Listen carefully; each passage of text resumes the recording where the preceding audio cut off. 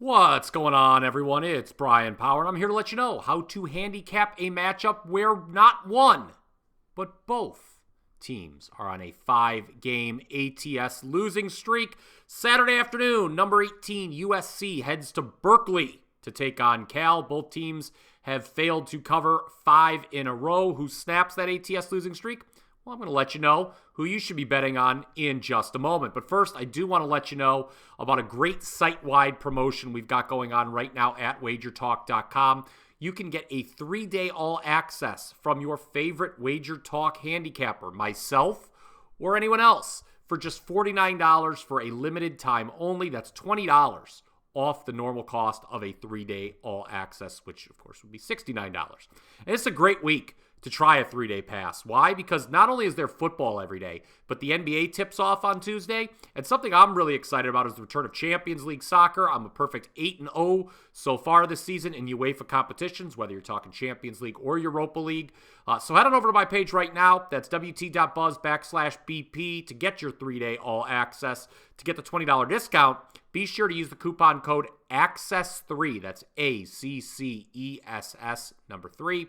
At checkout, and you can get every play I release for the next 3 days for only $49. Also, important to note, there is no cap on how many times you can use that coupon code. So if you get my 3-day all access once and it's a great run, feel free to come right back and get the next 3 days for $49. Again, you can also get 3 days from multiple handicappers at the same time. Again, just be sure to use that coupon code ACCESS3 at checkout. Okay. Back to college football now, specifically this USC-Cal matchup you all tuned in to hear about. Looking at the Wagertalk.com odds screen, the odds makers currently have USC as an 11-point road favorite. That's up from an opening line of minus 10.5. The total has also moved half a point to 67.5 after opening at 67. So plenty of points expected in this 4 p.m. Eastern kickoff in Berkeley, and that's no surprise that we've got a high total. Fewest number of total points scored in any USC game this season was 66. They averaged 45.4 points per game themselves. That's number 3 in the country, trailing only LSU and Pac-12 rival Oregon. The problem, though, for the Trojans, and we saw this again last Saturday against Utah, is that they have given up an average of 38.4 points over the last 5 games.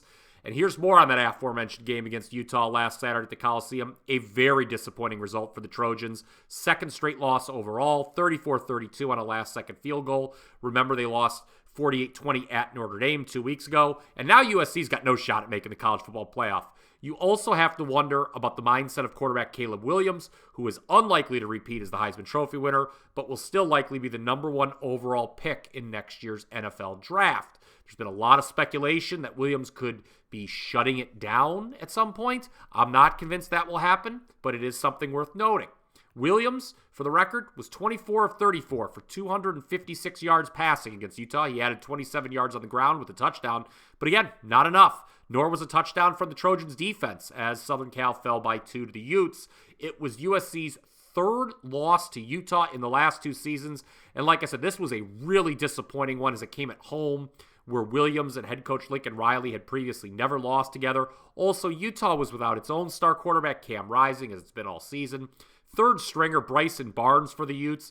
He throws for a career-high 235 yards and 3 touchdowns. And the Utes also ran for 247 despite a safety playing tailback. Like I said earlier, defense has been an issue for the Trojans all season. Then again, defense has also been an issue for this week's opponent, Cal, who has allowed 59 and 52 points in 2 of its 4 conference games so far. The other 2, Bears surrendered 21 and 34. Cal's only Pac-12 win so far came by a field goal here at home against Arizona State. Final score there, 24-21.